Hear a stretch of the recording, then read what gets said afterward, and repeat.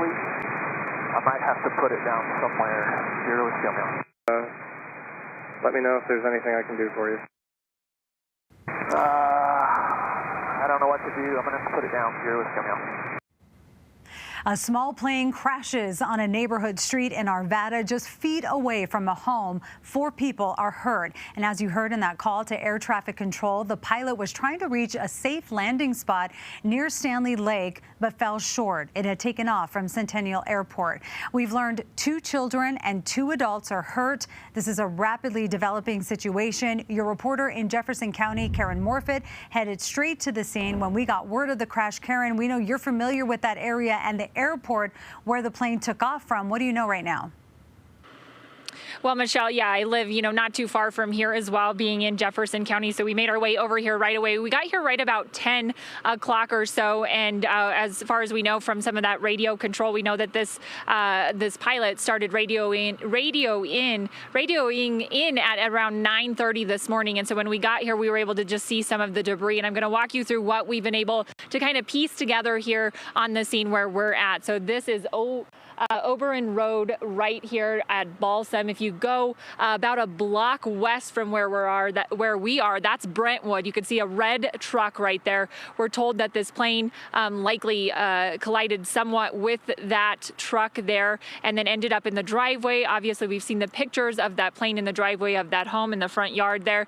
Then as you start to kind of look at the big picture, you see pieces of this airplane kind of littering the street here. There's a big piece of the plane about halfway down the block. Then as you come further down, you can start to see smaller pieces of metal there littering the road. You can actually see white skid marks in the middle of the road there. We talked to a flight instructor who had come to the scene earlier today, who kind of told us that likely was where they then first touched the ground with the airplane. You can see those white skid marks.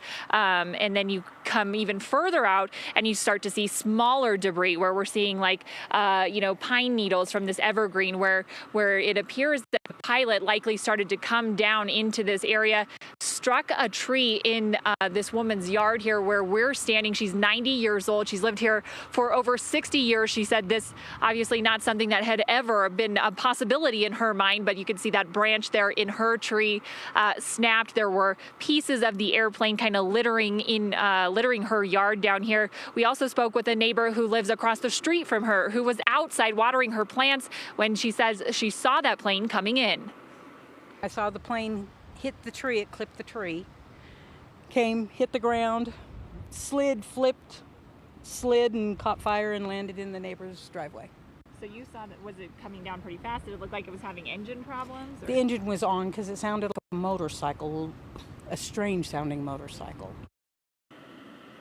So, what we've heard from a number of neighbors that we've spoken with is many of them, she was the only one that we spoke to that had actually seen the airplane coming in, but many of them heard this loud noise as it was coming in. Many of them heard the crash once they did hit the ground here. And then those that came outside to check things out said they saw large plumes of smoke. They saw flames at some point. The fire crews were on scene very quickly here trying to put those flames out. We know, again, as you mentioned, 4 people were rushed to the hospital. It's unclear how serious their injuries are, but we are staying in touch with all of the investigators here. They say they are waiting on NTSB. They're going to keep this scene cordoned off to all of the neighbors until they get here, because this is really something that they're going to take the lead on as far as this investigation and determining exactly what happened that may have led to this pilot having to come down in this area, in this neighborhood. That flight instructor that we spoke to earlier was in the air when he says he heard that pilot make the emergency call into air traffic control at Rocky Mountain Metropolitan Airport.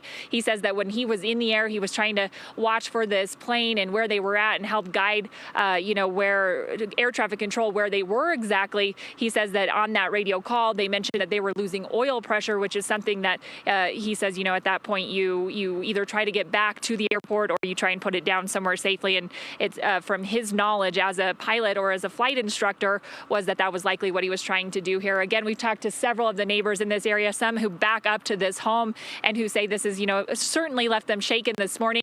We'll hear more from them later on CBS News Colorado at 4, 5, and 6. Back to you, Michelle. All right, Karen, thank you.